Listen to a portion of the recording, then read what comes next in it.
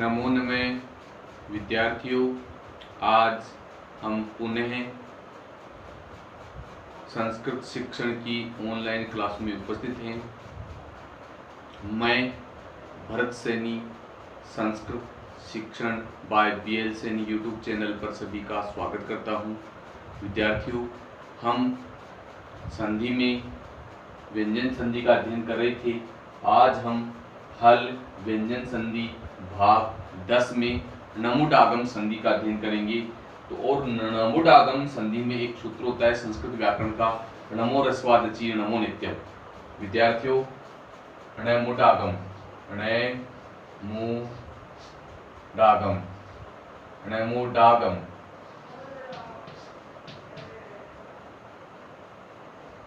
संधि। अब इस णमुडागम संधि में एक सूत्र होता है णमो ह्रस्वादचि णमो नित्यम। सूत्र है हमारे पास णमो ह्रस्वादचि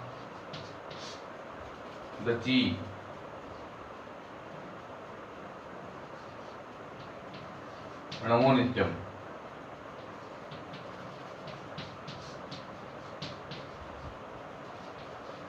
अब इस सूत्र के माध्यम से हम सबसे पहले इसका अर्थ समझेंगे। णमो ह्रस्वादचि णमो नित्यम, ये सूत्र क्या कहता है? ण, मैं और ण, ये तीन जो अनुनासिक वर्ण कहलाते हैं, ण ण न मैं। तो इनके बाद में विद्यार्थियों ये ध्यान रखना, एक तो ण, एक ण और एक न, ये तीन वर्ण हैं। इन जो अनुनासिक वर्ण हैं, इन अनुनासिक वर्णों के पहले अच हो, इनसे पहले भी अच हो, और अच भी ह्रस्व अच, छोटा ह्रस्व अच हो, और इनके बाद में भी अच हो। तो ध्यान रखना विद्यार्थियों, इनको द्वित्व हो जाता है, यानी ण न न ये डबल हो जाते हैं। तो णमो ह्रस्वादचि णमो नित्यम सूत्र का अर्थ पुनः समझा रहा हूं। यदि ह्रस्व स्वर के बाद ण और न, ये तीन वर्ण हो और इनको न को पुनः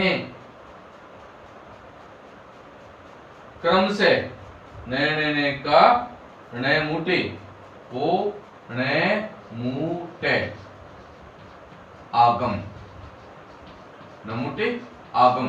नमुट आगम का मतलब होगा कि क्रम से उनको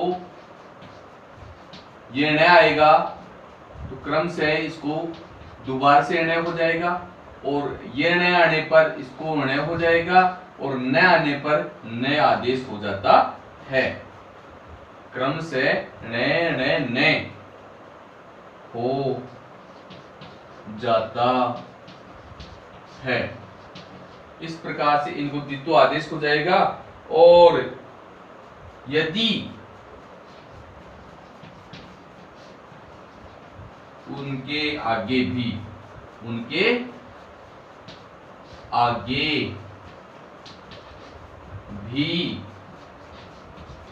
स्वर हो तो ये दो शर्त हैं। सबसे पहले शर्त ये है कि ण न इनसे पहले ह्रस्व स्वर हो और इनके बाद भी अच हो। तो यहाँ पर ण यानी ये ण आएगा तो ये ण हो जाएगा, न आने पर ण और न आने पर न आदेश हो जाएगा। तो ये सूत्र हमारे पास णमो ह्रस्वादचि णमो नित्यम। सूत्र ये बताता है कि यदि ह्रस्व स्वर के बाद ण न हो और उनके बाद भी स्वर हो तो उनको द्वित्व हो जाता है। ये अच्छी प्रकार से हम नियम को जान लेंगे। इसके बाद में हम उदाहरण जानते हैं। तो हम अच्छी प्रकार से समझ पाएंगे कि णमो ह्रस्वादचि णमो नित्यम सूत्र क्या कह रहा है। अब विद्यार्थियों, हम उदाहरण जानते हैं, उदाहरणों के माध्यम से हम इस संधि का ज्ञान करेंगे। तो सबसे पहले जो उदाहरण होगा, जैसे प्रत्यंगात्मा, हमारा पहला उदाहरण है प्रत्यंग धन आत्मा। यहाँ विद्यार्थियों णमो ह्रस्वादचि णमो नित्यम जो सूत्र है ये कहता है कि यहाँ पर न आ गया और न से पहले ये में ए स्वर है, यहाँ पर अच है, अच के बाद में न है और इनके बाद में भी अच है। तो यहाँ जो पूर्व अच है वो ह्रस्व है, इसलिए जो सूत्र है हमारा णमो ह्रस्वादचि नमो नित्यम, यानी ह्रस्व स्वर है, ह्रस्व स्वर के बाद में न आ रहा है और उसके बाद में भी स्वर आ रहा है। तो यहाँ पर इसको द्वित्व आदेश हो जाएगा, यानी वो ही निर्णय हो जाएगा। तो यहाँ पर हमारे पास शब्द होगा प्रत्यंग णात्मा, यानी ये दो ये निर्णय है, इसमें आ स्वर मिल गया तो णात्मा शब्द बन जाएगा। ऐसे ही हम दूसरा उदाहरण सु गण धन ईसे, सुगण धन ईसे। तो यहाँ पर विद्यार्थियों ध्यान देने की बात है कि यहाँ पर अण आ गया और इससे पहले ग में ए ह्रस्व स्वर है, तो यहाँ ए ह्रस्व स्वर है, इसके बाद में ण है और ण के बाद में यहाँ स्वर आ गया। तो णमो ह्रस्वादचि णमो नित्यम जो सूत्र है उसके हिसाब से पूरी कंडीशन पूरी हो रही है, इसलिए इस ण को द्वित्व हो जाएगा। तो हमारे पास एक अण और हो जाएगा। तो यहाँ पर सु ग न और ये ण इसका द्वित्व हुआ और उसमें ये ई की मात्रा जुड़ गई, सुगणी से है। इस प्रकार से यहाँ णमो ह्रस्वादचि नमो नित्यम सूत्र से यहाँ ये शब्द बन जाएगा, सुगणी से है। ऐसे ही इसी का हम दूसरा उदाहरण जानते हैं, जैसे सन धन अच्युते, सन धन अच्युते।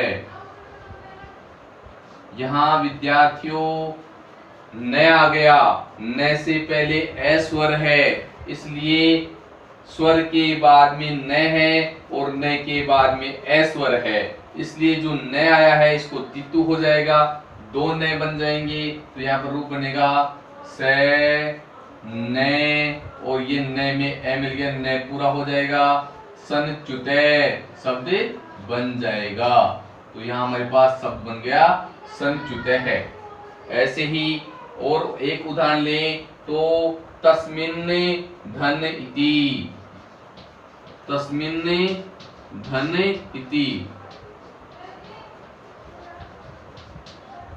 यहाँ पर भी विद्यार्थियों वही नियम है जो पूर्व उदाहरण में आया है। तस्मिन् में यहाँ ई स्वर है, तो ह्रस्व स्वर ई है, इसलिए ह्रस्व स्वर के बाद में न हो और उसके बाद भी स्वर हो तो न को द्वित्व हो जाएगा। तो यहाँ पर हम शब्द बनाएंगे तस्मिन् न, और दूसरा जो न आएगा उसमें ई की मात्रा जुड़ जाएगी, वो भी ह्रस्व ई है, इसलिए तस्मिन् नीति ये शब्द बन जाएगा, तस्मिन् नीति। तो विद्यार्थियों जो ये ई की मात्रा ये छोटी छोटी ई है, इसलिए यहाँ पर मात्रा भी छोटी ही होगी, तस्मिन् नीति। तो ये शब्द बन जाएगा। संधि विच्छेद करेंगे तो तस्मिन् धन इति, इस प्रकार से संधि विच्छेद होगा। अब हम एक और उदाहरण लिखते हैं, हसन इव है सन, ऐसा ही उदाहरण है, इसी प्रकार का न का उदाहरण है हसन धन इव। तो यहाँ न आया, न से पहले ए ह्रस्व स्वर है और इस न के बाद में भी स्वर है, इसलिए णमो ह्रस्वादचि नमो नित्यम जो सूत्र है उससे इस न को द्वित्व हो जाएगा। तो यहाँ पर शब्द बनेगा हमारे पास है से न, और न में एक न और जुड़ करके ये छोटी मात्रा और जुड़ जाएगी इसमें, हसन निवे, और इसका संधि विच्छेद पूछा जाता है तो हसन धन इव, और संधि का नाम पूछा जाए तो णमुडागम संधि। तो यहाँ पर ध्यान रखना विद्यार्थियों, ण, मैं और न, ण, मैं और न, न, मैं और न मु रस्वादची नमो नित्यम। तो इस सूत्र को हम याद रखेंगे, नमो रस्वादची नमो नित्यम। सूत्र का नाम है नमो रस्वाते नमो रस्वादची नमो नित्यम। तो इस सूत्र को हमें अच्छी प्रकार से याद कर लेना है, नमो रस्वादची नमो नित्यम, नमो नित्यम। तो हम इसको बार बार बोलेंगे तो हमारे पास अच्छी प्रकार से स्मृति में आ जाएगा। सूत्र है नमो रस्वादची नमो नित्यम। तो विद्यार्थियों इस सूत्र को अच्छी प्रकार से याद कर लेना, नमो रस्वादची नमो नित्यम। ये सूत्र ये कहता है कि ण और न इनके बाद में और पहले स्वर हो तो इनको दित्तु हो जाता है। अब इससे हम अगला उदाहरण जाने, जैसे विषण, विषण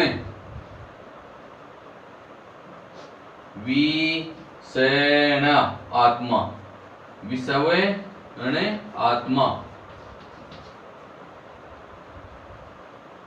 यहाँ विद्यार्थियों ध्यान देने की बात यह है कि यहाँ पर ये न आया और न से पहले वह है, वह में ए स्वर है और इसके बाद में आ स्वर है, इसलिए इस न को द्वितीय आदेश हो जाएगा। तो वी से और वह, फिर वह के बाद में न को द्वितीय हो जाएगा और न में आपकी मात्रा जुड़ जाएगी नात्मा, ये रूप सिद्ध हो जाएगा। अब ऐसे ही हम तिंगे, धने, तिंगे, तिंगे, तिंग धन तिंगे। तो यहाँ पर ण है, ण से पूर्व ई रेसु स्वर है, रेसु स्वर के बाद में न होने पर उसके बाद में भी ए स्वर है, इसलिए इस ण को दितु हो जाएगा। तो इसमें होगा ती ण तिंगे, इस प्रकार से रूप सिद्ध हो जाएगा। और सु गणे धन एक्यम, सु गणे धने एक्यम। यहाँ विद्यार्थियों ये ण है, ण से पहले ग है, ग में ए स्वर है और ण के बाद में ए स्वर है, इसलिए ये ण है, इसको दितु हो जाएगा। सु ग णेक्यम, ये रूप बन जाएगा, सु गणेक्यम। ऐसे ही एक उदाहरण और लें हम, तो हम जाने तो हम अच्छी प्रकार से इनको हम हल कर पाएंगे और हमारा जो नमो रस्वादची नमो नित्यम जो सूत्र है ये पूर्ण रूप से सिद्ध हो पाएगा। तो जैसे एक उदाहरण और लें तो कुर्वन् धने आस्ते। तो यहाँ विद्यार्थियों कुर्वन् वह में ए स्वर है और न के बाद में आस्ते अस्वर आ गया, तो ये न द्वितीय में हो जाएगा।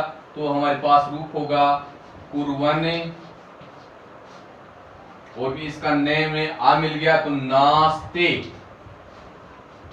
ये रूप सिद्ध हो जाएगा। ऐसे ही और उदाहरण लें, जैसे सन्न धने अंत, सन धन अंत है। तो यहाँ पर न से पूर्व स में ए है और इस न के बाद में भी ए स्वर है, इसलिए वो ही सूत्र नमो रस्वादची नमो नित्यम सूत्र के हिसाब से ये न है वो द्वितीय में हो जाएगा। तो स न और एक न में ए मिल गया तो न पूरा हो गया, सन्नन्त शब्द बन जाएगा सनन्त। इस प्रकार से ये नमुडागम संधि पूर्ण रूप से सिद्ध होती है। विद्यार्थियों, अच्छी प्रकार से वीडियो देखना और जो मेरे पिछले वीडियो हैं उन तक भी जाना, ताकि व्यंजन संधि अच्छी प्रकार से आपकी समझ में आए। और लाइक और सब्सक्राइब करना मत भूलना। अपने विद्यार्थियों को लाभान्वित करने के लिए वीडियो को शेयर जरूर करना। सभी को पुनः एक बार मेरा नमस्कार।